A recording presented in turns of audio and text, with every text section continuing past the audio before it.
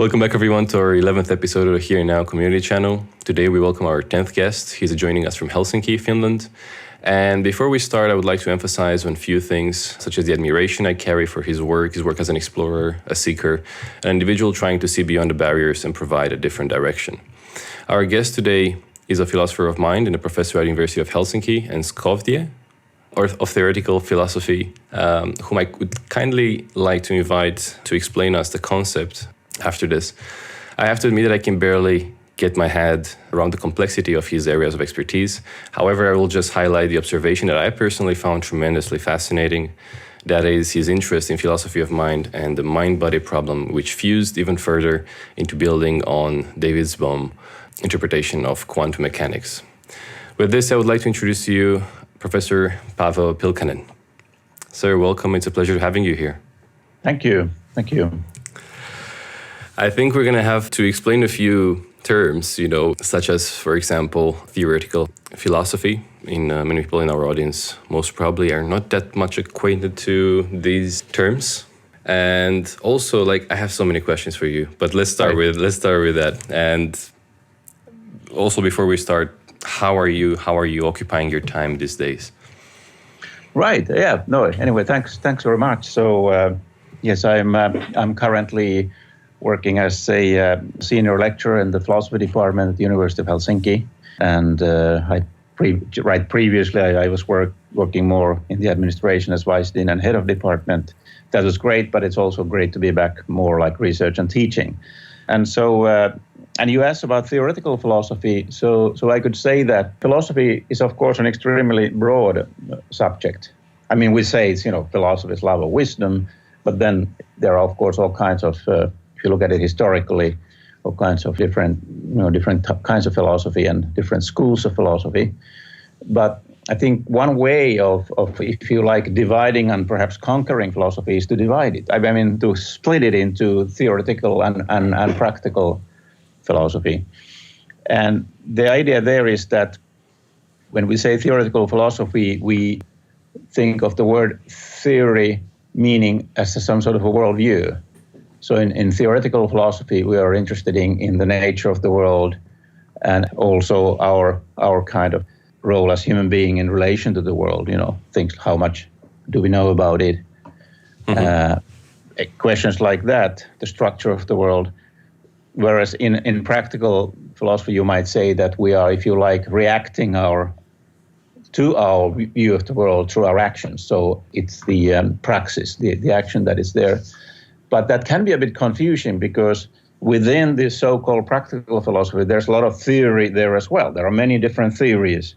And therefore, one shouldn't think that it's only like that theoretical philosophy is where all the theories are, and then practical would be where you apply. It's a bit more complex than that. And of course, sometimes we think that, some people think that it's an unfortunate division. It's actually emphasized quite a lot in Scandinavia. Maybe, to some extent it was there also in Germany or in Immanuel Kant and even before that. But let's say in the United States and even the United Kingdom, the division is not that strong. Whereas in the Nordic countries like Sweden and Finland, we've had this tradition.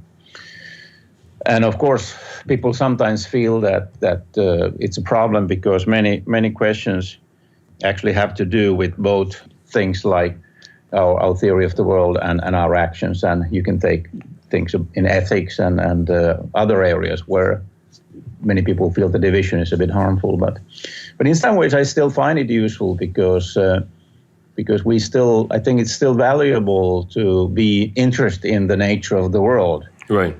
Ask those kinds of questions, explore those kinds of issues. Today, of course, we explore them also through the natural sciences, so physics, biology, psychology, neuroscience. And that is kind of different kinds of questions than when I'm very concerned about more moral issues, moral questions such as, is genetic engineering right or wrong, or, things like animal rights and those kinds of things. So they are, in a way, they can also be quite different. And I think it's useful to in some ways also be able to focus on different areas of philosophy without trying to do everything at once. Right. How would you categorize, let's say, the philosophy of mind? Would it be something like theoretical or would it be something practical? Well, it's a good question. Philosophy of mind, in some ways, it's probably, that would be an area that is really in between. Because, of course, it's theoretical in the sense that that we could ask questions about, well, what is the nature of mind? Is it like traditionally, like Descartes said that mind is thinking substance to be strictly separated from matter, which is extended substance. So there's this dualistic tradition which we might say that's theoretical philosophy, right? Yeah. Because we have a view of the mind there, and that has kind of been continuing because then I think in the 19th or earlier already, but especially so 19th century, 20th century, more and more people felt critical of dualism, and there have been various attempts to get rid of it. So I think one of the prominent ones has been materialism or physicalism, where we assume that in one way or the other, our mental processes are also produced by the brain, or perhaps even just nothing but brain states or brain processes. So that is, again, that would be a typical theoretical philosophy discussion. And so, but of course, then it's always philosophy. That's a central problem for philosophy of mind, that it is not obvious how our mental states, our subjective experiences, our qualitative experiences could, what does it mean to say that they're nothing but physical processes? Because our traditional view of physics is a fairly mechanical, and we think of physical systems as made up of basic elements in mechanical interaction, and so thought to be the hard problem of consciousness. How would any such objective physical mechanical process possibly give rise to the subjective experience that we enjoy? Right. So in that sense, yes, I would say philosophy of mind is in some ways, it has this strong theoretical.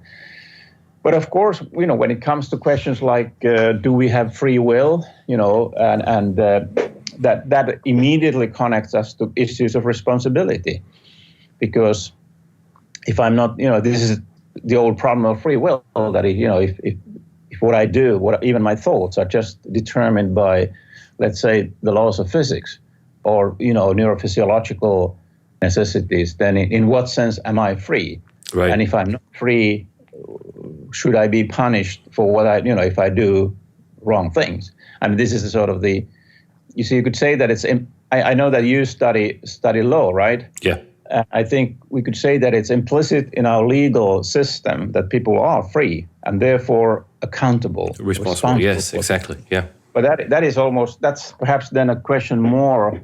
It's again a question for theoretical philosophy to really ask, well, what is free will? Is there such a thing? Can you reconcile it with the deterministic physical universe and so on and so forth? But of course, it does go toward more practical philosophy, where we the kinds of moral theories that we have, and so in that sense, I would say yes, philosophy of mind would probably be very much in both. Mm-hmm. Another question is perhaps if we think of things like animal rights, then Peter Singer, I think, has said that what is very important there, whether or not an organism has rights, is whether or not they are conscious. Yeah. That if an organism is has conscious experiences, then that means that it can experience pain, and therefore we have to take that into account. And whereas then we might say that with inanimate objects, I mean, if I break my computer, we can even discuss that. But somehow I think most of us would feel that computer doesn't feel pain. It's just otherwise perhaps silly or perhaps even immoral in some cases. But whereas with the way we treat animals or conscious beings is that's again where our theoretical discussions about the nature of mind and nature of consciousness have bearing on our actions toward other beings, and therefore again we can't really we cannot there separate the theoretical and practical philosophy. You started discussing about the free will, and now I would like to kind of continue and ask you, the motion of things, do they happen by themselves, or there is a free will that makes them happen? I mean, how would you answer that question? I mean, I guess, before there were human beings or sophisticated organisms, so of course the question is then that, of course we say that in physics, the way why things move, we have things like energy and the forces of nature. We think of it like that. That we may think that the universe is a process, like many scientists believe there was a big bang and things have unfolded from there. But I think many would also say that the free will doesn't yet come into the picture. That the free will would only come into the picture where you have a complex enough biological organism, and people worry about things whether you have to be conscious for there to be free will, and what in that sense, what would it mean to be free if you are not even conscious, and so on and so forth. So, in some ways, the naive answer would be that before human beings or perhaps some sophisticated animals, we don't know quite where it would begin. There perhaps was no free will, but then, it's still not clear there is such a thing as free will. I think this is something that philosophers debate a lot, but if there is, then presumably, most people in science would say that it only originates with more complex, sufficiently complex cognitive organisms. And in that sense, yes, then it would guide some, the movements of the body to a point. But of course, we can always ask, well, what determines the free will? I mean, in that sense, we could always raise questions about how free it is. And whether, for example, some philosophers actually think of it the other way. They say that the free will is determined in the sense that ideally, if I'm in a situation where I need to, I usually have a number of options that I choose from, and then what I try to do is to get information about those options as much as I can, and then I evaluate. Then I try to use my intelligence, and then perhaps freedom there means that I'm allowed to make the choice. That there's no gun in my head forcing me to choose this or that. So in that sense, I'm not forced externally, but also I think people like the Finnish philosopher von Wright would say that free will is determined in the sense that it's determined by my reasons. I consider the options, I use all my capacity, evaluate them, I make my judgments, and then I'm free to determine my actions. So therefore, in that sense, freedom and determinism are not in contradiction, but there is this sense of freedom. And of course, there one doesn't worry about the big picture or cycles or anything like that. But just sort of, if you do believe in free will in that sense, you at least feel you have sufficient freedom to actually choose what do you think is the best in the situation. And that's how I would myself perhaps tend to think about it. But then, of course, we can start questioning it, and even that situation, you see, what I choose would be still determined by my thinking and my evaluation. So the freedom is more in that nothing external is forcing me to choose something. And perhaps, if nothing external is forcing me, then perhaps it's something internal. Now, what's that internal? Well, it could be my reason. Sometimes it may be my emotions that play a big role there. But again, you see, sometimes if I would this goes back to Aristotle, who felt the soul has three parts. There are three-part notion of the soul. There's part of soul which is where the will or desire is, and then there is another part of soul where the reason is, and then in the middle there's something, I don't know the English term, but it's kind of the middle soul kind of gets enthusiastic. It goes either with the desire or it goes with reason.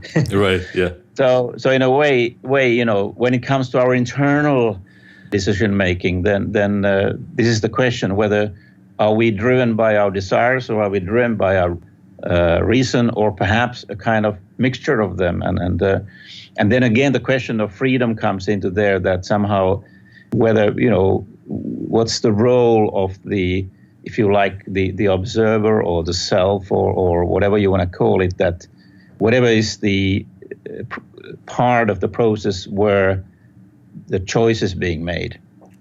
That's how I would look. I mean, that's how I would look at it. Of course, then we can raise all kinds of questions about unconscious motives, unconscious thoughts, perhaps even neural processes, traumas, all kinds of things that may come into it. And there, I think, of course, one important thing are things like self-knowledge. I mean, this is where the thing starts, that if I know myself, and this is where people, from Socrates talked about self-knowledge, Krishnamurti talked about it, and other people. If I know myself, then it might give me at least more freedom. I might become aware at least some of the things that usually just determine, my conditioning and all my kind of images and those kinds of things. So I guess the way to increase freedom is through some kind of self-awareness and self-reflection. But there again, I would myself say that we're probably not going to have a complete freedom. That may be an ideal that's not really achievable. Yeah. Krishnamurti talked about that, actually, the idea. But then again, I think I think it makes sense to try. It makes sense to absolutely do our best. Absolutely. And as far, for example, as I know, the mind and body problem, that, for example, it's also part of your work. It's basically the idea. It's let's say the contrast between thought and consciousness. And actually, I think in the mind-body problem, it's not easy, because usually we would say that thought is on the mental side. It's more the contrast between mental processes and physical processes.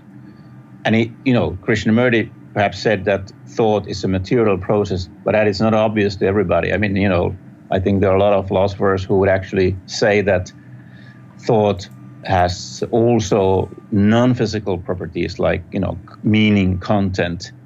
It's not obvious that they are physical, and that's why in some ways I think Krishnamurti had in some ways perhaps a simplistic view of thought. Yeah, he was quite straightforward with that. I mean, he didn't necessarily go thoroughly in developing that idea. And let's go back now to you. And I'm curious, how did, let's say, the connection of consciousness to quantum physics happened?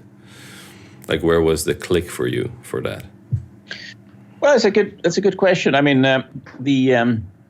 well, I guess in my case, it was there because I started, I encountered Krishnamurti in my late teens, and also through that I learned about David Bohm, who was then, at the time, he was sort of promoting his implicate order theory, where he also discussed consciousness. And of course, Bohm and Krishnamurti were discussing consciousness and things like that. So perhaps in that sense, it was kind of just offered to me in a plate. I didn't. It's not something that I discovered myself or anything like that. But certainly, Bohm was somebody who was suggesting there is a connection. There have been other people, probably before David Bohm. There was already Niels Bohr felt that there's kind of, quantum theory might be relevant. Other people, and after Bohm, there have been people like Roger Penrose, George Tamaroff, many others who are now exploring those connections. So it is actually a rather complex issue, but the simple way to put it is that the mind-body problem is particularly sharp or difficult if we consider matter in terms of classical Newtonian physics or Maxwellian physics, and then ask, well, how could consciousness, which we again characterize in other ways, often as something that looks non-physical, so how could it be possibly connected to? And you could say that, for example, in the case of Descartes, when he defined matter and consciousness, he suggested that they actually have mutually exclusive properties. So matter, he almost identified with extension. Matter is something that takes up space, whereas consciousness for Descartes does not occupy by physical space. It is non-extended. It is what he called thinking substance. And of course, there's a sort of an order also in consciousness, but it's not a kind of order. It's not primarily an order. Like if you think of your thoughts are in some sort of an order, but it's not. You don't think of your thoughts as existing in a physical three-dimensional space. Yes, but another kind of space. And in the same way, Descartes would say that matter is divisible, so you can keep on dividing. For Descartes was not an atomist. He felt you can just keep on dividing, just as if you have an extended line in mathematics. It's the idea you can keep on dividing and dividing, so you won't come up to the smallest item. So that's how Descartes thought about this matter being divisible, whereas he said he felt that there's about conscious experience or consciousness or thought, there's something indivisible. It's, again, a contrast. So this is why you could say that the problem for Descartes was so sharp that mind and matter were totally different in their basic properties. And now you could say now, so what about how does quantum mechanics come into here? Well, quantum mechanics does suggest a new notion of matter. So it suggests that we should maybe change the mind-matter equation, or the consciousness-matter equation, which is something is changing in the other side, namely matter. And the question is, well, does it change in such a way that it could help us to understand the relationship between consciousness and matter? I mean, just putting it now very simply. And in a way, that is the way to approach it. Perhaps another way of saying is that this classical physics and Newtonian physics, also Descartes' thinking, we usually associate with what we call a mechanistic world picture, where we think that the universe, it's made out of those basic elements. They can be either particles or they can be fields, and that those elements interact mechanically, either locally, direct contact, or else there can be forces that are diminished if you take things apart. So that's the mechanistic view that goes with classical physics and also was very strong in Descartes. And we could actually argue that with quantum mechanics, this is violated. There are, quantum mechanics has many features. I guess another thing with this mechanistic view is that these elements are what they are. They are not influenced by the context. They have this kind of right. They're kind of very, in that sense, they have their intrinsic properties and they are not influenced by context. Now, if you go to quantum mechanics, you do notice that first of all, it's not quite clear what those basic elements are. For Newton, they assumed that they were atoms and perhaps some subatomic particles. But of course, with quantum mechanics, you discover that you are using fields as your basic entities. But then those fields are not like the kinds of fields you have in classical physics. And therefore, it's sort of, again, there is not quite clear how we should think about those basic elements. But then if we think of matter, things like electrons or atoms, we might think of them as little billiard balls. But with quantum, when we do experiments at the level, atomic, subatomic level, we actually do discover that those objects, they are not merely particles, they also exhibit wave behavior, and which has been sort of very puzzling. So we talk about wave-particle duality. We also notice that in quantum mechanics, there seem to be non-local or instantaneous connections between systems.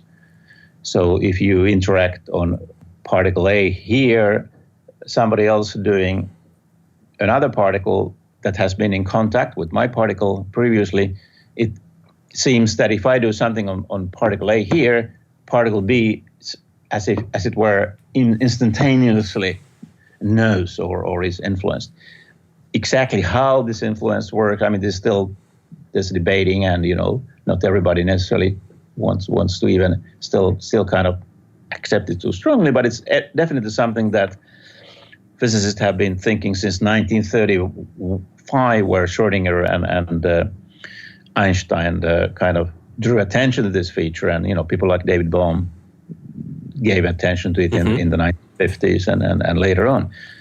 So, I mean, so we could say, I mean, this is just an example, but we could claim that quantum mechanics questions the mechanistic world picture, and therefore at least potentially changes the situation with Descartes and dualism. But of course, one trouble is that although it's already like soon 100 years of quantum mechanics in a fully, in its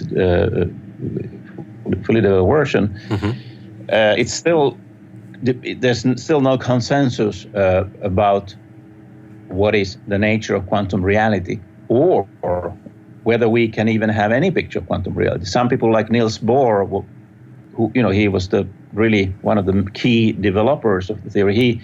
He felt for various reasons that we cannot say much about the nature of quantum objects. So this view is almost something like anti-realism, or perhaps a bit like Kantian view. We may say that quantum objects exist, but we may add that we can't talk about them, perhaps even cannot conceive of them. So it's a very radical view. Other people like David Bohm, Einstein, and Hugh Everett, Gerard de Rimini-Werber, some others, have actually tried to develop more realistic models. So they made hypotheses or suggestion of what the nature of this quantum object and quantum reality might be. And in the case of David Bohm, he proposed a model where an electron it is a bit like a little billiard ball, but there is also a wave associated with it, which is kind of a pilot wave, or a wave that contains information about the environment, and therefore explains. With this model, you can explain loads of funny quantum behavior. You don't get the Schrödinger-Cat paradox. You can understand no locality. You can understand the two-slit experiment, and so on and so forth.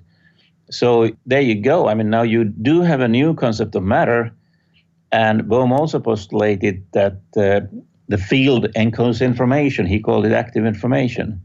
And then he suggested, well, this could be relevant to the mind-body problem, because just as a human being, or, we have, on the one hand, mental states that contain information, and then we have the body. Yeah. And so if I'm reading a map, I'm somewhere, I want to go somewhere, and then, I have a map, I read the map, information content builds up.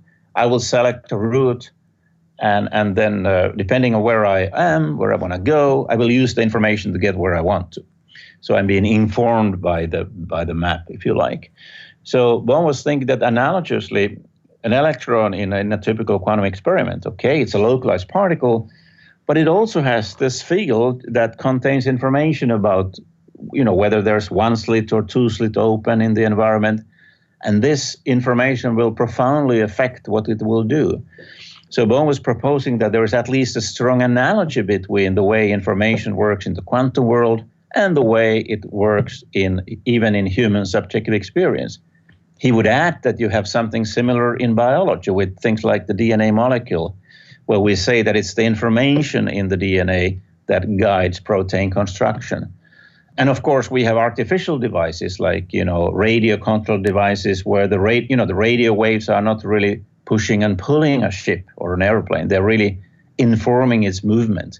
And in the same way, Bohm was claiming that in quantum mechanics, this so-called quantum wave, or the Schrödinger wave, or whatever, or pilot wave, whatever you want to call it, it's not pushing and pulling the particle. It's a more subtle process. It's informing it.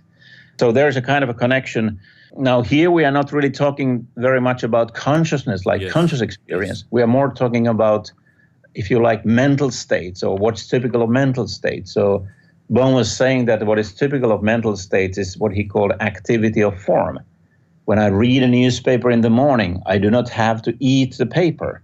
I abstract the forms of the letters, right, and they mean something to me. So if it says that, somebody is selling iPhone for 100 euros, that information, if I want an iPhone, and there are just 20 of them left, the information may be terribly active. I jump to my car and drive and try to get it. Or if I'm in a building and somebody comes and shouts fire, and we all take it seriously, we may get panic. Information is immediately active, whether or not we like it. This connects with the free will that we were discussing. And so Bohm would say that this is typical of mental phenomena.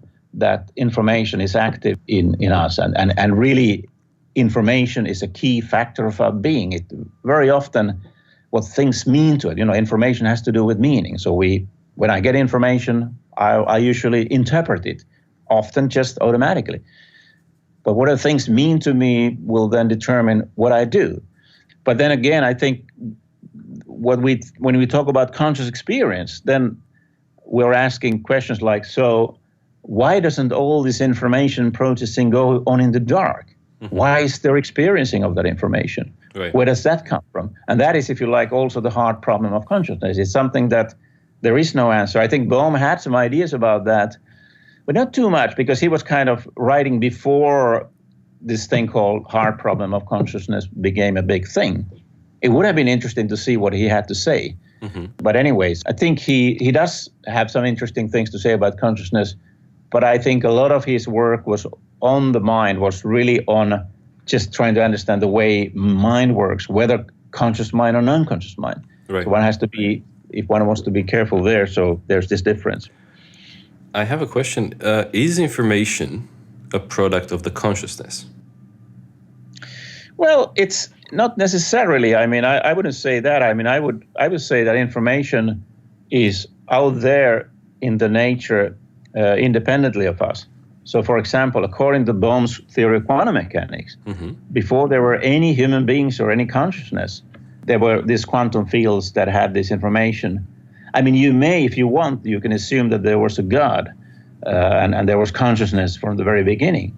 Mm-hmm. I don't know about, Bohm may have said things like that, but that's again a question of perhaps more like some sort of religious belief rather than it's more difficult to make that as a scientific statement. But if you would just look at what physics would warrant, I think one could say that there was information well before consciousness, that consciousness was something that came later, perhaps as a way, like we have today a theory like Tononi, theory of integrated information, theory of consciousness, where they say that consciousness has to do with information when it's sufficiently integrated. Mm-hmm. It could be other things. It could be when you have information at one level and then a meta-level information at another level, where the meta-level is monitoring the lower level, if you like. So perhaps that's how the information becomes conscious. Then there are, this is called the higher order theory of consciousness. I mean, a bit like that. Then there are also questions, things like global workspace theories, where we think that somehow consciousness has to do when information is globally available within the system. It's a bit like broadcasting, what we are doing right now, that the idea being that in the brain you have all these different modules that are mm-hmm. kind of doing their thing, but then there's also this global workspace. And if information gets into that global workspace, it can affect all the modules that are kind of, listening to that global workspace. And some people like Bernard Bars have suggested that we should think of consciousness as this global workspace. So you see, we have all these different theories of consciousness. None of them is widely accepted, but they're still being explored and discussed. And I myself don't have a very strong view about it. I mean, I feel that the Bohmian active information is a very important idea if we want to understand how the mind works. But then, what is it that makes the mind conscious and exactly. sometimes. Yeah. So I don't know. I mean, it could be maybe some kind of, integrated information. It could be some kind of this meta-level structure, higher order structure. It could be a global workspace, perhaps a combination of these.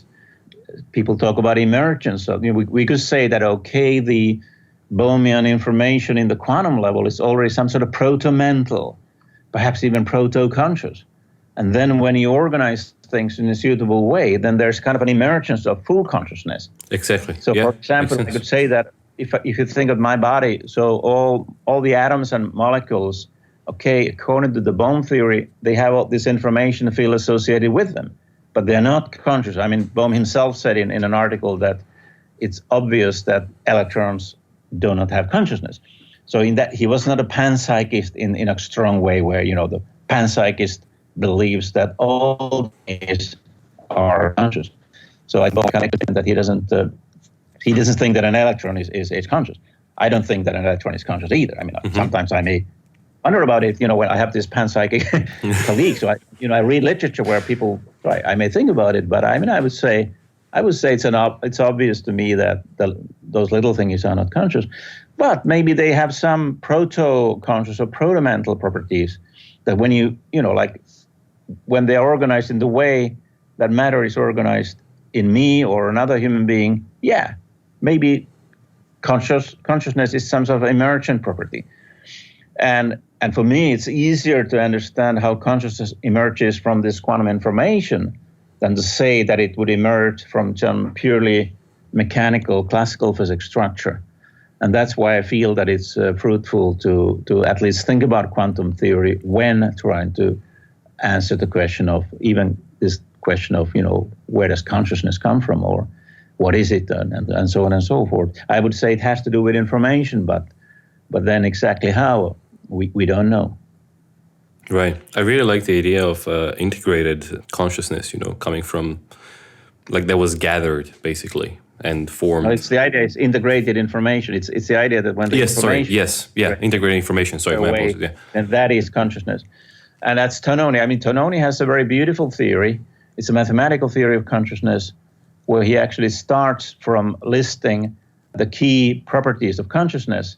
And then he asks, well, what must a system be like to be able to have such properties? And then, one of his proposals is that there has to be this integrated information. So it's an interesting theory. I think there are problems also with Tononi's theory. He doesn't make much use of quantum mechanics, but it's an interesting idea. I would say perhaps that that all this, I mentioned that in quantum mechanics you have these holistic features, thing I call non-locality, where things can influence each other as it were instantaneously. Now, in the Bohm theory, there's this thing called quantum potential that explains those connections.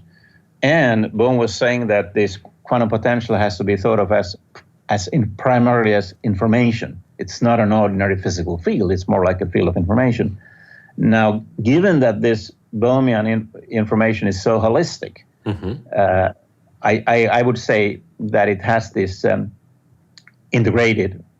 I actually mentioned that to Tononi. I met him in January in a meeting, and we talked about these things. And so in my view, in quantum mechanics, you would really find profoundly integrated information, perhaps much more so than you would find in a classical physics.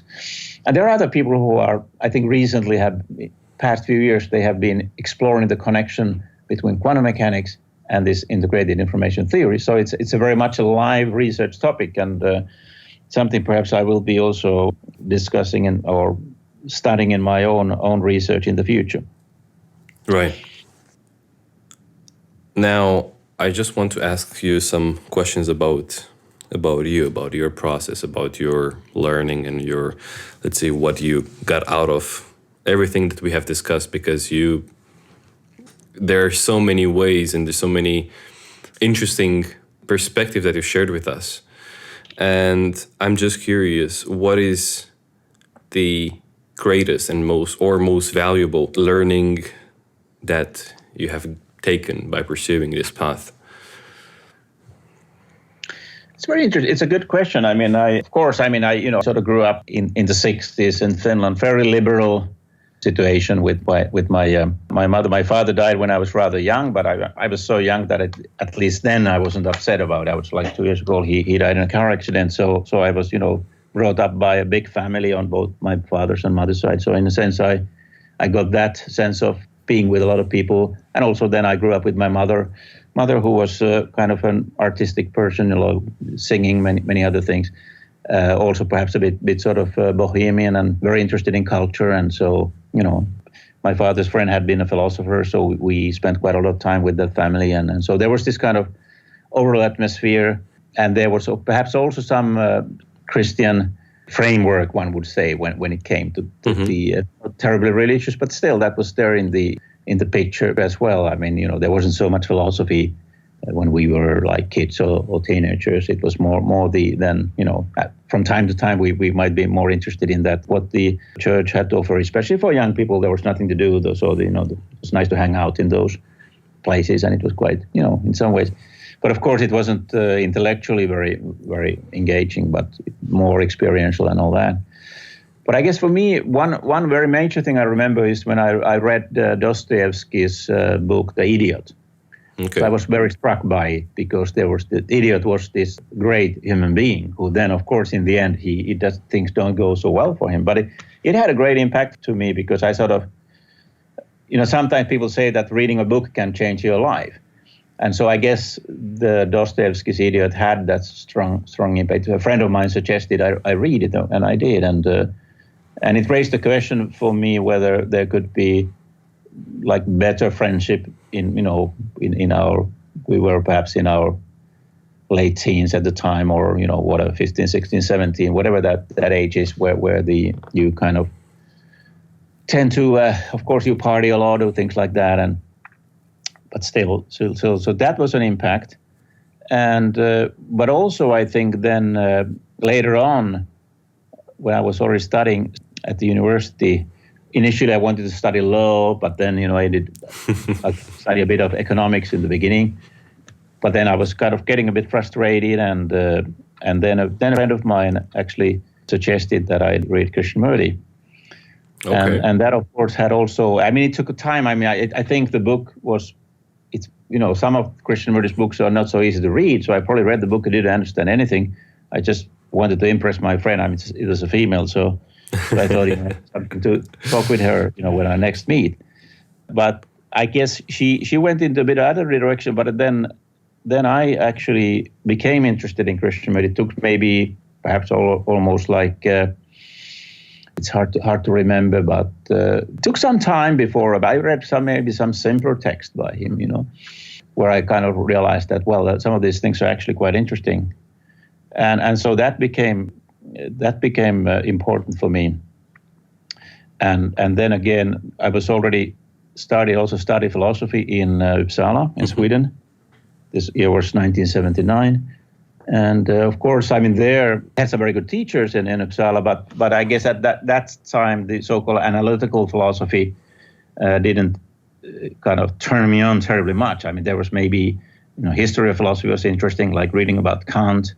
I remember I made a presentation about Heidegger, talking about nothingness, which kind of resonated with the sort of thing like Zen Buddhism and Krishnamurti I was interested in. But of course, then through Krishnamurti, I also encountered David Bohm's ideas. And so those were, at that time, my big teachers. And that's how I also then ended up in the UK, and I was able to interact with both of them. This was in the context of this Brookwood Park School, where you have also been, I think, visiting. Yes. And so I was kind of interacting with them. Of course, met a lot of great people there and many connections. And but afterwards, I went to the University of Sussex to do my master's in philosophy of science, and then I started interacting with David Bohm quite a bit. So in some ways, of course, my interest in Krishnamurti was there, but in some ways, I moved away from it a little bit. Of course, taking some things with me, probably still. Of course. Today. Some things I think can be useful, but perhaps also I felt that it wasn't perhaps progressive in the kind of way where I wanted to move. And I think that David Bohm approach was more this kind of scientific approach where you explore and try to go further. And he was really amazing in that. And so I think around the mid 80s, I started cooperating with Bohm. We organized a conference in Sussex University. There was a biologist, Juan Hankey, who helped me to get the contact with Bohm better. And I edited a book out of that, Search for Meaning. It came out in 1989 with Thorson's. I guess it's now HarperCollins. But also then I went back, I was in the UK. I went back to Finland then and started doing my PhD in philosophy. And that was very interesting because in Helsinki, there's a very strong philosophy department. And going back to people like Eino Kaila and Georg Henrik von Wright and Jaakko Hintikka, who are, especially the two latter, are internationally quite well-known philosophers. And so they had built this tradition of analytical philosophy in Helsinki. And so my supervisor was Ilkka Niiniluoto, who he's a very good sort of systematic, he's a philosopher who always, whatever topic he would take, he would always make a very good overview of it and look at the different positions. And in that sense, a great teacher. And so, but he was also quite interested in David Bohm. He kind of valued the fact that I had been interacting with Bohm, and I did my master's thesis in Sussex on the notion of information. It was like this active information idea that Bohm explained to me back then already, in relation to some other notions of information. And Professor Niinolouto had also been interested in. He had written a small book about information, so he became my supervisor and really supported me. But I think so. But I would also say that this Helsinki experience was important because the academic philosophy was perhaps more critical, also the same in subject, but it was critical in a different way than let's say in the sort of the Bohm Krishnamurti context, where it was more perhaps explored. It was, of course, it's the East versus West thing where you have a person like Krishnamurti who has a great insight and other people are trying to learn from him. So it's a little bit. It's not a very typical Western academic where we kind of, people are more equal with each other and we criticize each other's views and all that. So I guess it was in that sense, it was a good experience for me to get away from this more intuitive or I think intuitive is context into more, if you like, perhaps more objective and critical framework. And so that was good. And so in a way, it's kind of balanced so that, for example, that I was in a way a kid when I encountered David Bohm.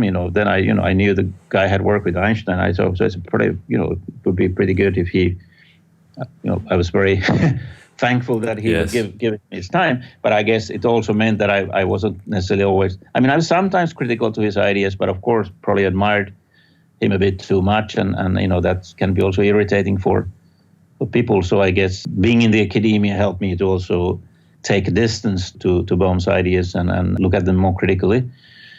I guess another important influence was me then encountering a Finnish philosopher called Paavo Pylkkänen, who in some ways was very different from me. He had studied philosophy of language and cognitive science, actually did a PhD with Jaakko Hintikka in the USA and came back. And we ended up working 6 years in the same Academy of Finland project.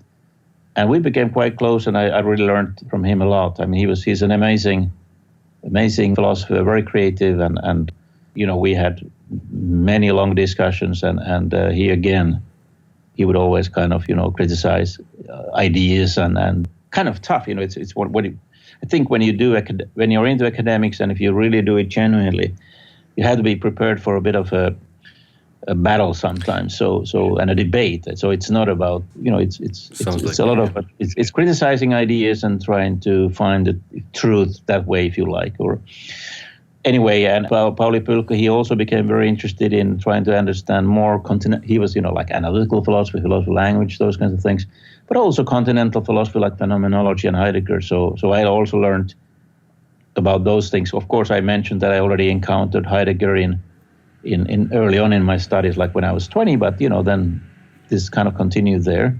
That I would say was another important influence, and what Pylkkänen was also emphasizing what he calls a conceptual experience. So he would say that this is the primary in the human mind, that we typically, when we are Western bourgeois adults, we experience that there is, on the one hand, there is the subject, the self, and then there is the world of objects. So there's the subject-object distinction, which we then often, even in philosophy, we take that as our starting point and, discuss problems that arise in that context. But Paavo Pylkkänen was emphasizing that what's primary in the human mind is this conceptual experience where the subject and object are not yet separated. And the conceptual experience is primary in things like aesthetic experiences, religious experiences, sexual experiences, even political experiences. It's a key part of human life. Out of these influences, perhaps I have developed my own unique cocktail where I can then mix up quantum mechanics with cognitive neuroscience, but analytical philosophy, but also a little bit of phenomenology. So I've written about all those things. And of course, there'll be many, many other. I mean, I just mentioned here a few key influences, but there are many, many others. Right now, I guess I'm also at a state in my career that I have to even stronger try to kind of perhaps put some kind of synthesis of my thinking. And I still hope to make some kind of a contribution to these many problems. Beautiful. And if I would come to you as, let's say, an 18-year-old or somewhere in my 20s, what would you advise me to look for or to look at when it comes to my future? Wow, that's a very broad question, I know, but it's just that I'm just thinking, because you also said that you were about to start studying law, and in some way, the way I see it is that you also didn't have like a clear path of like exactly what you wanted to do, and that's a very big issue with many young people nowadays. It's a good question. I mean, I guess in my case, there was also music was quite strong. It partly came through my mother, and, there were some bands were playing. I played the guitar, played the violin when I was a little kid. So music was also for me an option. That it wasn't obvious that it would have been philosophy. Actually, when I wanted to change from economics and law, my first priority was music, to study musicology at Uppsala. But my piano note reading skills were so bad that they wouldn't let me in. So philosophy was my second choice. The third would have been psychology. So even then, it wasn't obvious that, because I guess I felt that philosophy wouldn't be much of a career or profession, whereas I thought with music I could be perhaps a music teacher or something like that, make it work. So to recommend somebody go and study philosophy and nothing else was almost like irresponsible, because there are not so many jobs available. It can be quite difficult, even if you're very, very good. It can be difficult to make a living as philosopher. So therefore, I would if you're interested, I would recommend anybody, read it. I think it's great. I think it's one way of making a world a better place, because studying philosophy will make you reflective, and you can, it's all kinds of things. It's understand the world, but there are also tools that will help you to understand yourself. I mean, there are a lot of philosophers who've also done things like that. Mm-hmm. But then I would also say, well, think about, study something else as well. It could be philosophy of law, it can be philosophy of medicine, or philosophy and economics. It's a good thing to get a good education and maybe find an interesting job if you get married and want to have a family. Those are the great things in life. I mean, there are other great things, but I would definitely advise people not to exclude those possibilities, because having children is a great thing. I mean, for me, it has been still an amazing experience. I have 2 kids, and also, a very good long relationship and all that. Then, to be able to have those things, you need some stability, and most of us need to find some work. I guess the naive suggestion is that you have to just find out what you're really interested in. Of course, Krishnamurti would ask those kind of questions, and then he would answer that all of us have to be interested in making the world a better place. And that's fine too. There's the other thing is also that what is interesting for you, what do you want to do? It will be easy to do things that are interesting. I know a lot of us study, we find it boring, we kind of struggle. I mean, especially kids at schools. The school is not always very interesting. The teacher is still not very good in many schools. People struggle, they got to get high marks. But of course, it's much easier if you're really interested in what you're doing. You just do it without any effort. And that's kind of what I experienced that powerfully, like when I got interested into Krishnamurti, and I want to read everything that he had written. So I learned English just like that, at least learning, reading English. Then to speak English that's more difficult. Then you have to go and really, really practice it and do it. But at the same way now that, when I got interested in quantum mechanics, I mean, of course, the mathematics is hard there, and I should be much better at it. I mean, I'm not a mathematician or physicist in a full sense at all. But I would recommend anybody to do that. If you want to do anything, do that as young as you can. And get those skills. Just do the hard work. I mean, otherwise you won't be able to get very far. But I mean, many other things, if you're interested in it, there will be no problem. You love doing it.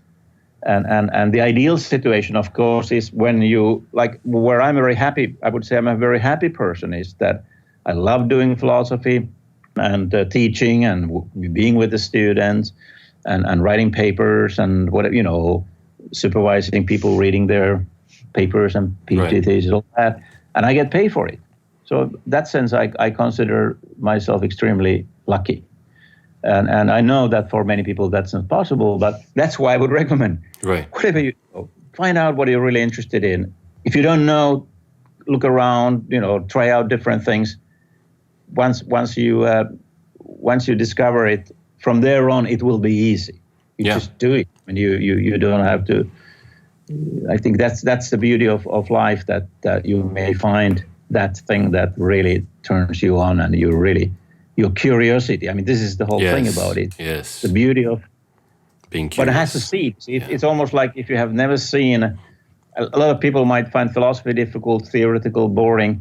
So somehow you have to see the beauty of things, whatever it is. It could be economic. For some persons, if you want to do social sciences, that you have a vision of society, you have maybe a vision of equality or things like that, and then that kind of the vision, you understand that you see the significance. You feel this is important. I want to give my life to help to bring about a good society, welfare society. I mean, these are the sort of like important things that are under threat in many places. I mean, that may be a vision, but it could be something else as well. And that's what I would say is that, again, people should understand that almost every field of human endeavor has its beauty. We just haven't seen. We don't understand it. And therefore, give yourself a chance. You have to work a little bit to really, get a taste of it before things open up for you. But I guess it's a little bit like saying that somebody once asked a jazz musician that where is jazz going to go in the future, and then he says that, well, if I knew it, I would be there already. There are things like that we yes. There's still, it's not so obvious and easy to find.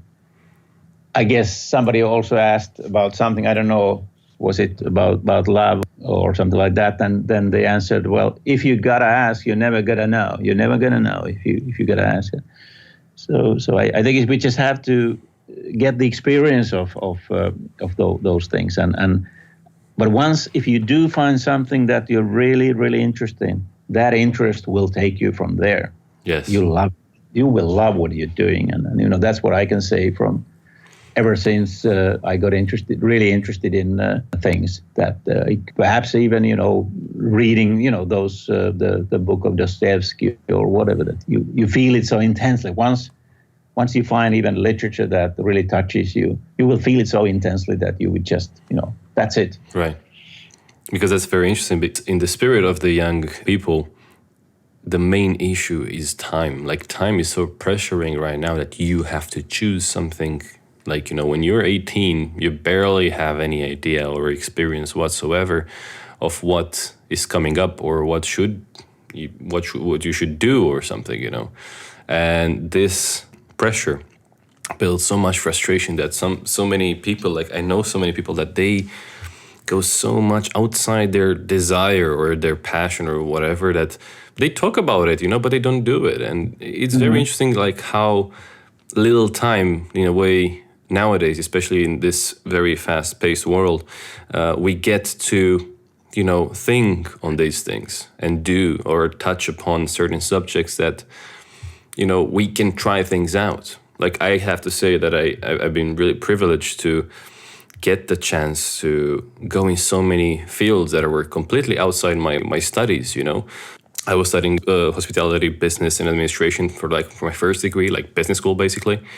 And then I went just by pure desire and curiosity into a United Nations conference on nuclear weapons and all sorts of things. Things that are completely, different from what I was doing. And that's actually, in a way, how I got to law. I had the chance, to do that. And I kind of it was hard to take the time. It was really hard because that time was mainly for studying or working to support myself here.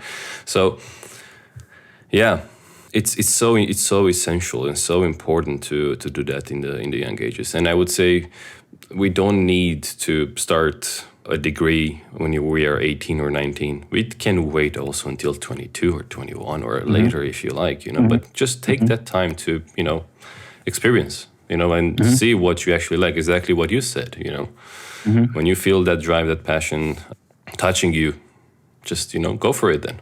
but taking the time, I think it's one of the hardest things to do right now as a young adult. And when you were talking about seeking, that we should seek, I was thinking like the profession of a philosopher, like the philosopher is actually a professional seeker. I guess in the sense that is the case. But I think that if you want to keep on seeking, so to speak, then one has to be careful not to get stuck into any part of the theory. Or the attitude is also important. That often I think what is typical of philosophical problem is that they are not black and white. They are not easy to solve.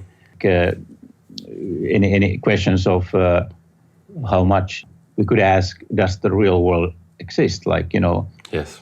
Can I know the world as it is? Or can I only know the world as it appears to me? Yes. And this would be a typical philosophical question, and we can debate that.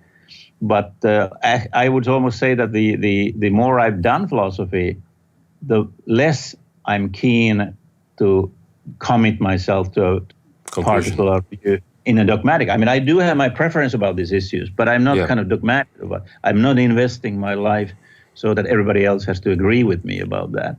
Yes. I'm interested in if there are people who have good reasons to think otherwise. I'm not interested in if people just uncritically would accept what it's boring. If they would uncritically accept what I say, I mean, my view. So in a way, I think that is important. And I think one thing that the philosophy does is give me any problem, then the philosopher will formulate the coherent options. If we go back to the mind-body problem, then, what are the options? Well, one option is, Descartes said that there are two different substances that interact. But then, if they are so different, how can they interact? So that's why people don't like dualism. Okay, then somebody will say, okay, well, let's not talk about mind, let's only talk about behavior. There was behaviorism in psychology, which would say that psychologists shouldn't talk about inner feelings at all, but they would just observe how people behave and give them stimulus and see how they respond. Okay, now people felt, well, that's a bit silly because surely all of us have experiences, and surely psychology should talk about how it feels and all those things. I mean, therefore, behaviorism, valuable, but perhaps silly. And then came people who said, okay, more and more we study the brain, we realize that there's a correlation between what goes on in conscious experience and what goes on in the brain. And therefore they felt that maybe the two are identical. Maybe conscious states like pain is nothing but a certain neural activity. People used to call it C fiber firings in the brain. But then people say, well, but even that doesn't feel quite right because it's still it's not clear what in what sense my experience of pain could be nothing but some objective physical process. So people were not happy at that. And then came some people said, well, maybe what's really important is the function that pain has. What is its function? It's the function is I withdraw my hand from fire unless I want to hurt myself, and so on and so forth. And therefore, it became, again, a bit more subtle idea. So I'm more saying that the mind is a set of all these functions rather than that the mind is just nerve cells. But then people said, well, but, what about consciousness? Why should there be any experiencing associated with these functions? Why don't these functions just function in the dark? I mean, where does the magic of conscious experience arise? And that gives a rise to another, people still feel maybe some kind of dualism or whatever. But anyway, you see, in philosophy, we have all these options, and each option has supporters. We're debating them. Of course, we hope maybe someday that we could even learn something. Maybe, we could eliminate some of those theories that are not so good. But part of the beauty is just the fact that those things are so complex and there are no easy answers. If there were easy answers, there would be no philosophy at all. I mean, philosophy is there because there are these questions that are hard and fascinating, and anybody can have a go. I mean, I was in my 20s that I got interested in the mind-body problem. I said, oh my God, well, this is really fascinating. Mm-hmm.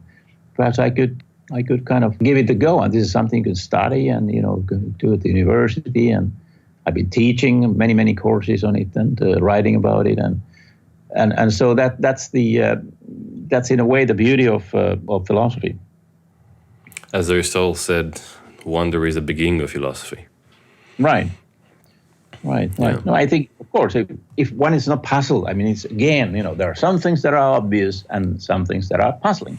And there's nothing puzzling, so why would we do philosophy? If everything is obvious, then just, let's do practical things.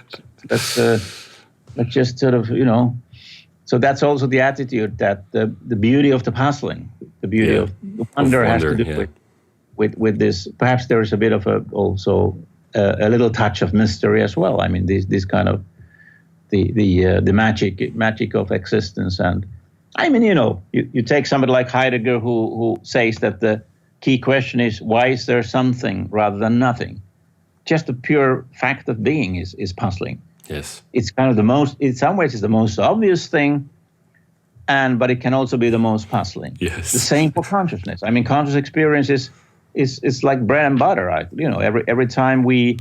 Every night we sleep, it seems there's a part of our sleep where we are either not conscious or very little conscious.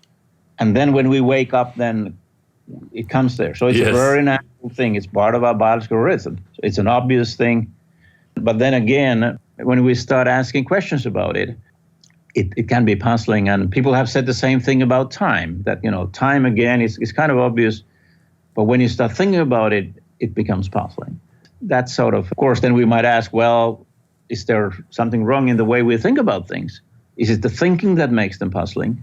And perhaps we should try to, this might be a bit like the Wittgensteinian approach, to say that is language on a holiday? Like, is it the way we use our language and our thinking? Is that where we kind of ourselves create problems, whereas in fact there are none? Well, that's one option.